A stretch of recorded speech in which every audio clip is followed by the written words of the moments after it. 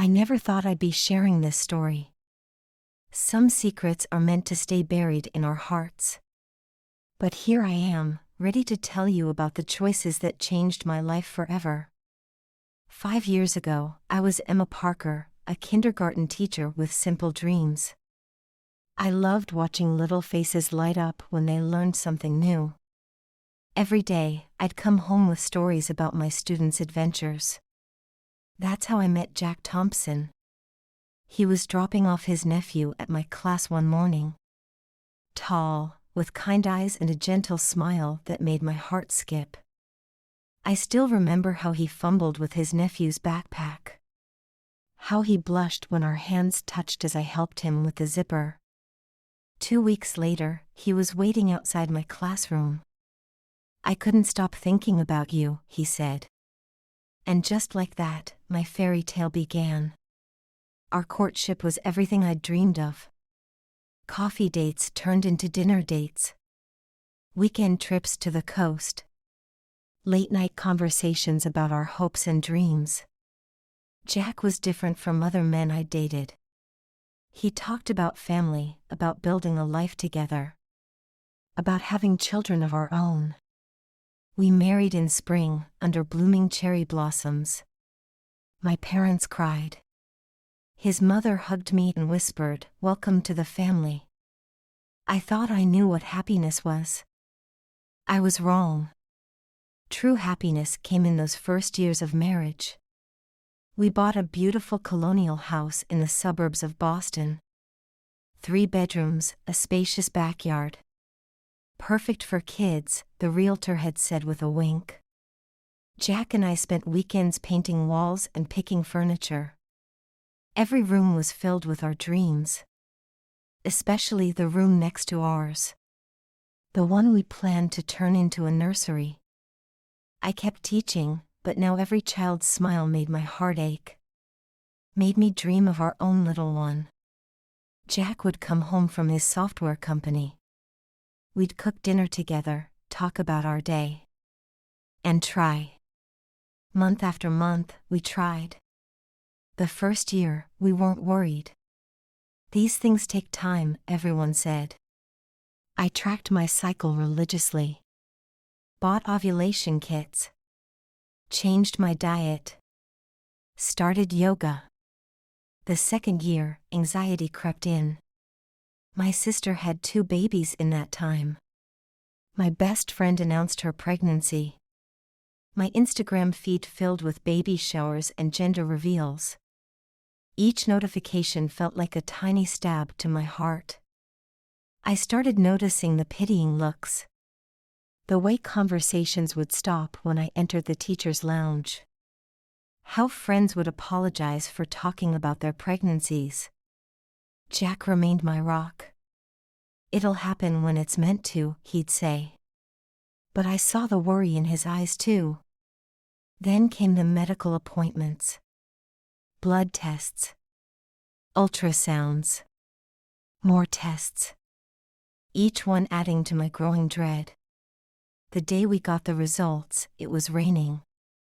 The kind of heavy Boston rain that makes the world gray.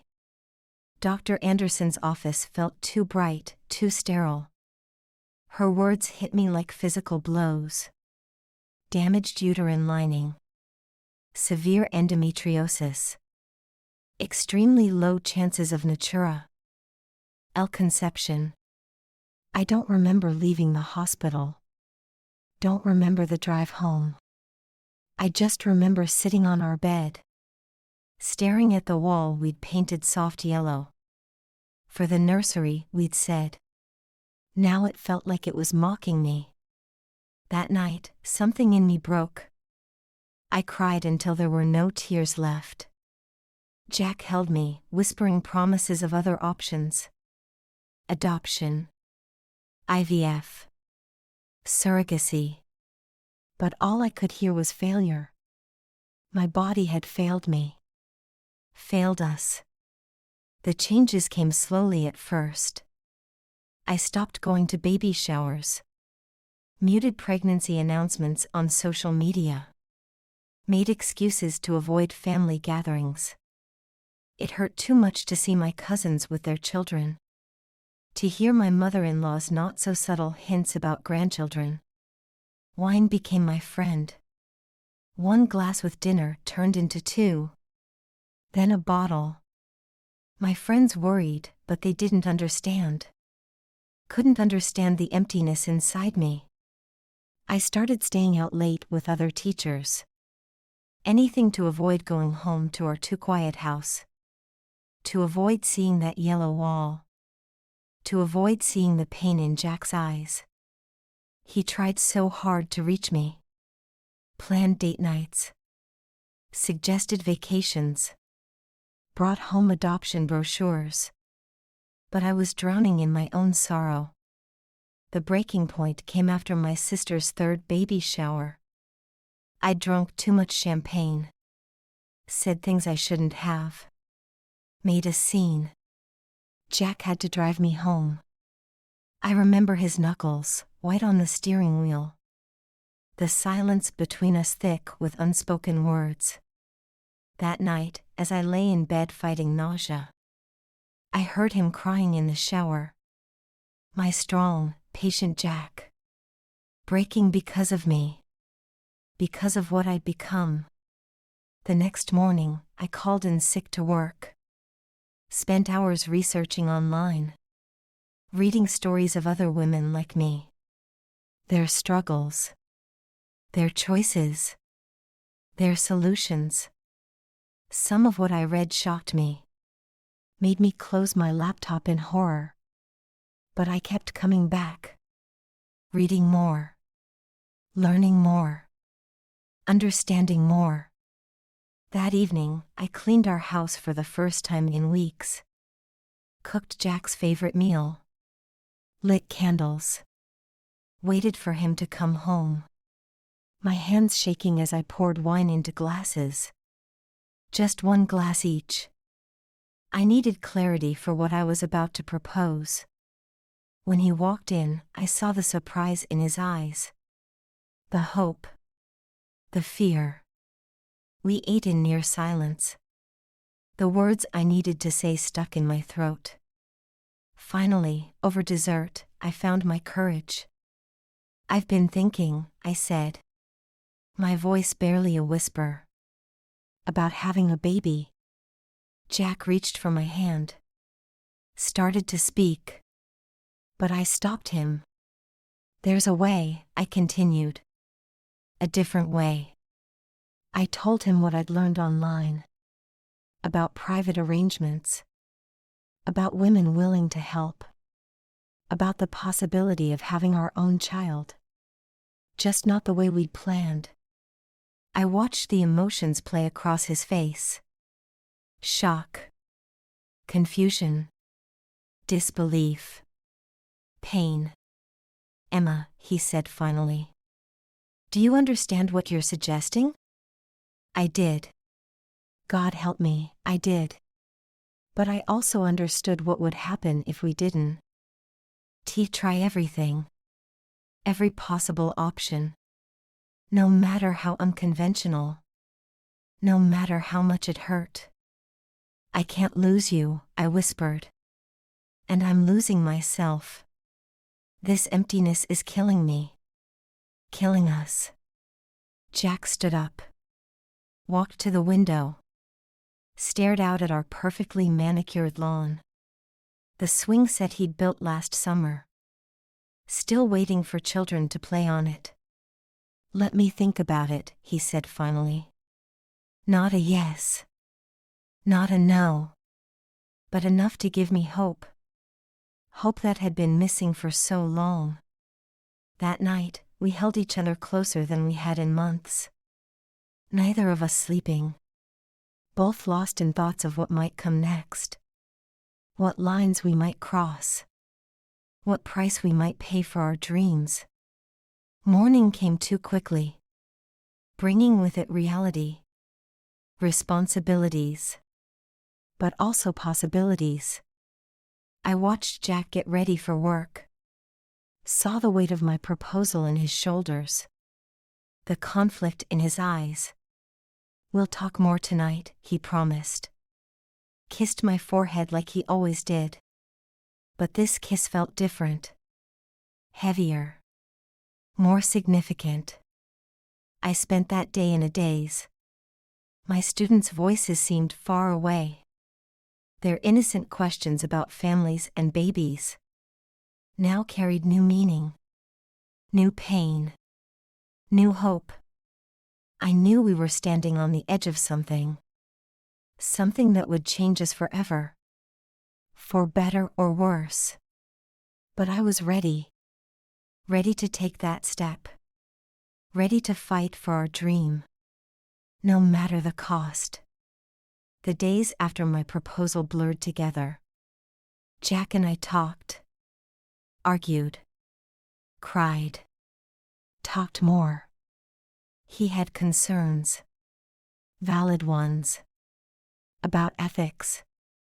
About legality. About our marriage.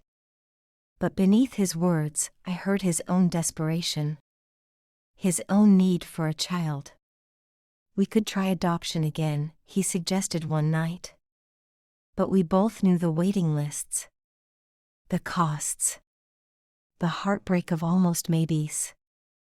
I'd watched my cousin wait 5 years. Only to have the birth mother change her mind.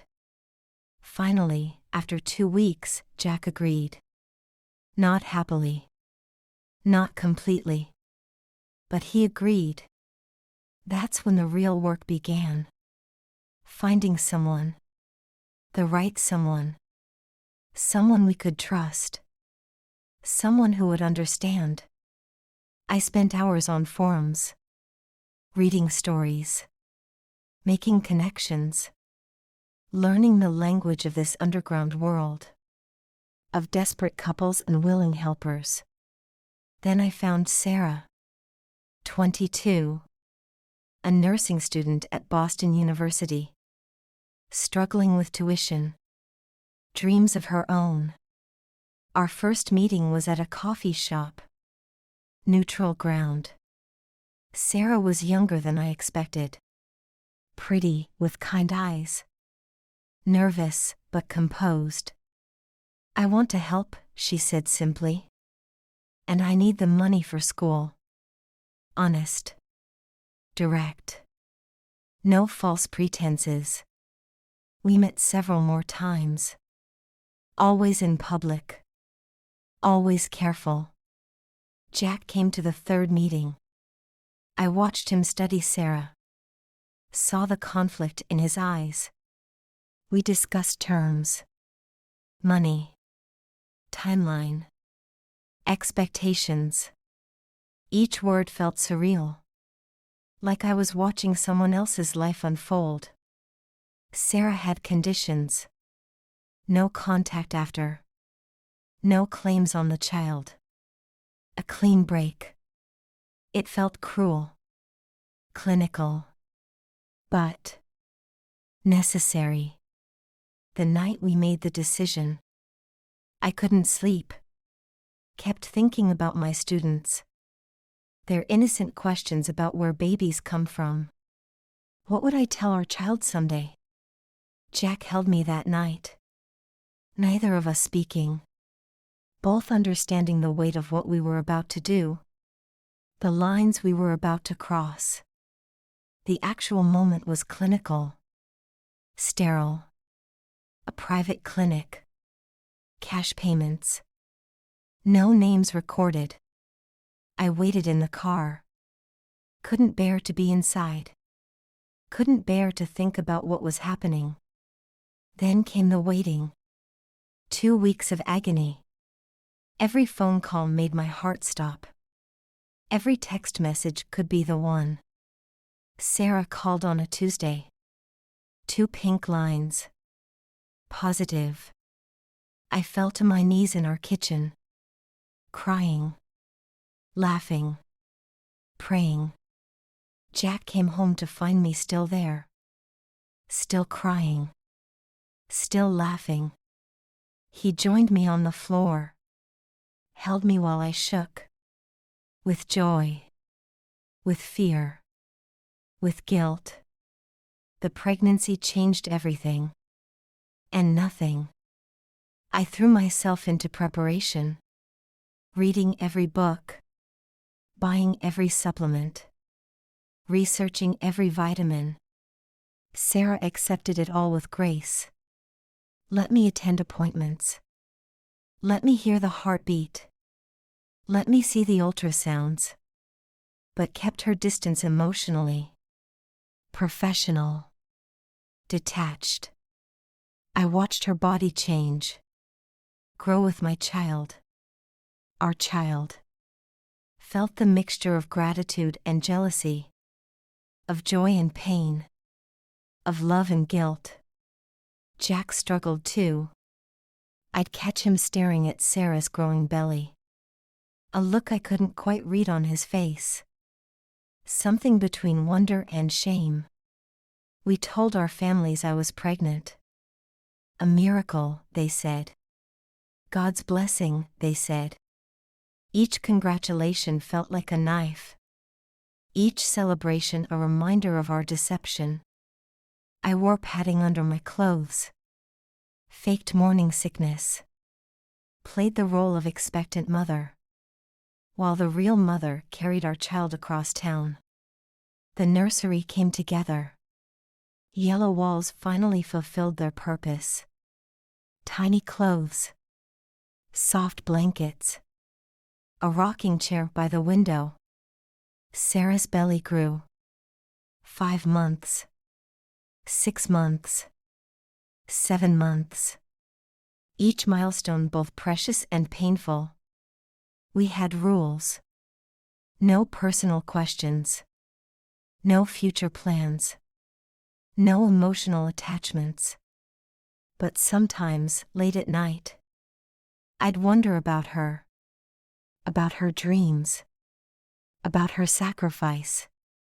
The baby kicked for the first time during month 5. Sarah called immediately. I rushed over. Placed my hand on her belly. Felt my child move. Saw Jack's face. The wonder. The reality of what we'd done. Month 7 brought complications. Minor. But terrifying. Bed rest for Sarah. More money. More guilt. More fear. I visited daily. Brought food. Books. Company. Watched movies together.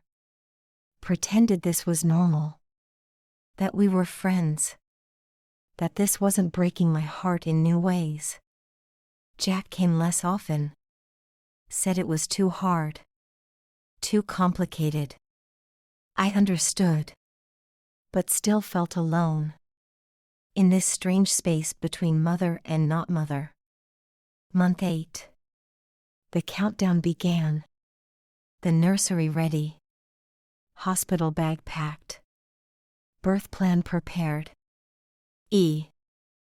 Everything in place. Except my heart. Still torn. Still uncertain. Still afraid. Sarah remained calm. Serene almost. This is your baby, she'd say. I'm just helping.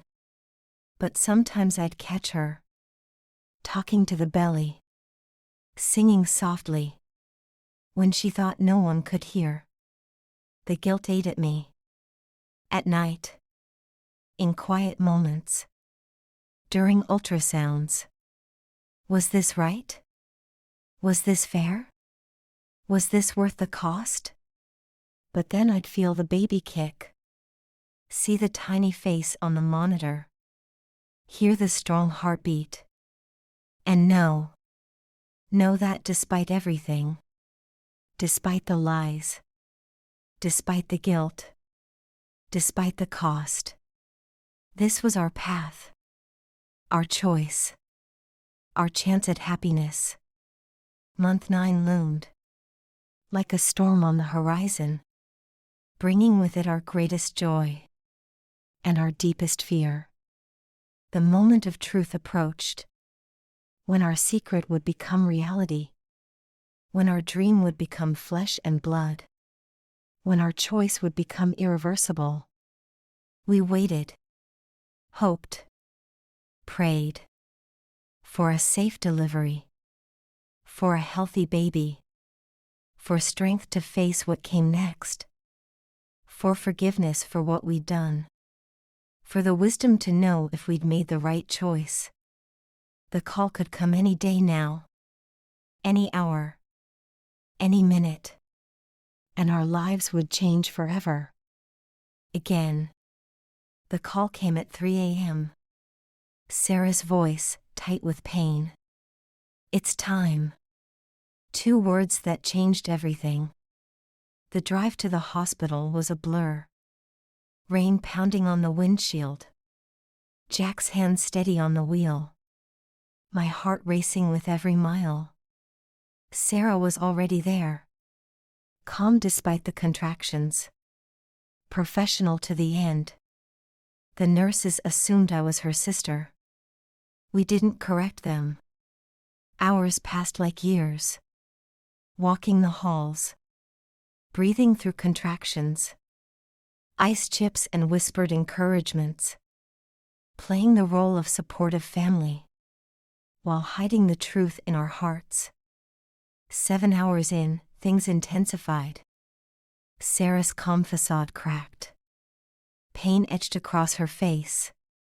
She grabbed my hand during contractions. I let her squeeze until my fingers went numb.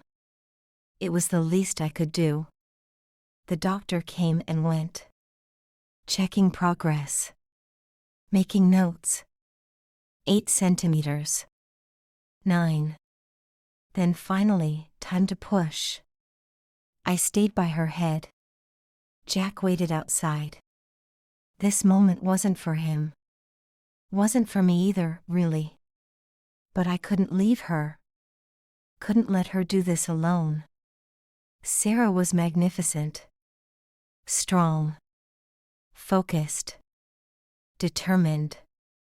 Even in the hardest moments. Even when she cried out in pain. She never lost sight of why we were here. The first cry pierced the air at 11:42 a.m. Strong and clear. A boy. Our son. Sarah turned her head away. Didn't want to see. We'd agreed on this. But it broke my heart anyway. They placed him in my arms. 7 pounds, 6 ounces. Perfect in every way. Dark hair like Jack's. My nose. Sarah's chin. I took him to meet his father. Watched Jack's eyes fill with tears. Saw him count tiny fingers and toes. Heard him whisper promises of love. Of protection. Of forever. When we returned to the room, Sarah was composed again. Distant. Already separating herself. Fr. Oh, I'm the baby. From us. From what had happened here. The next 24 hours were a dance. Of paperwork. Of nurses. Of carefully worded explanations. The hospital staff assumed what they wanted. Asked few questions.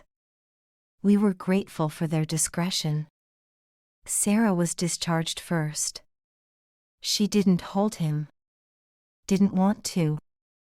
It's better this way, she said. Her voice steady. Her eyes anywhere but on the baby. I hugged her before she left. Tried to put everything into that embrace. Gratitude. Guilt. Grace. She hugged back briefly. Then walked away.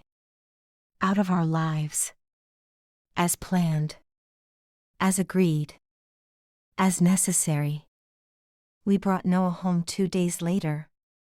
To the yellow nursery. To the waiting crib. To our new life as parents. The first weeks were a blur.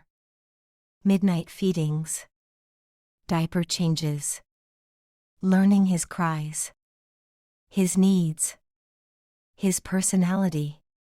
Jack took paternity leave, threw himself into fatherhood, changed diapers, gave bottles, sang lullabies, never mentioning how this miracle came to be.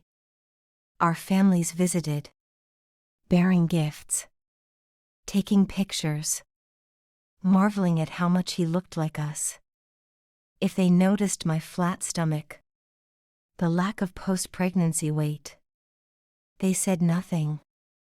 I loved Noah fiercely, completely, unconditionally. But sometimes, in the quiet hours of night, while feeding him, I'd wonder about Sarah, how she was healing, if she thought about him, about us. The guilt never fully left.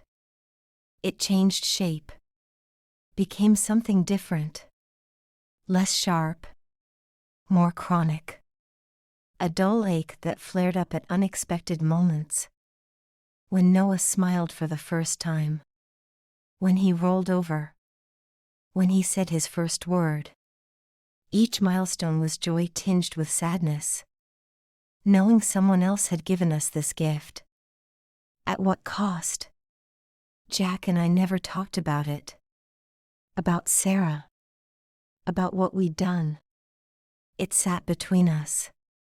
Not quite a secret. Not quite spoken. Just there. Months passed. Noah grew. Thrived. Filled our home with laughter. With love. With the life we'd dreamed of. I returned to teaching. Now with new understanding. New compassion.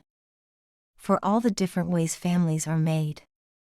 For all the different paths to parenthood. Sometimes I'd see Sarah on campus. From a distance. She looked well. Happy even. Pursuing her dreams. As we pursued ours.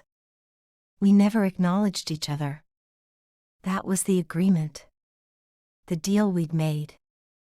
The price we paid. For this happiness.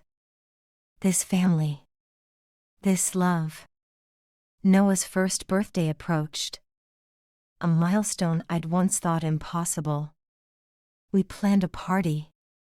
Invited family and friends. Celebrated our miracle. Our blessing. Our son. That night, after everyone left. After Noah was asleep. Jack and I sat in the nursery. Watching our son breathe. Holding hands. Finally at peace. With our choices. With our path. With our truth. We'd made hard decisions. Crossed lines. Kept secrets. But looking at Noah. At his peaceful face. His perfect trust. I knew.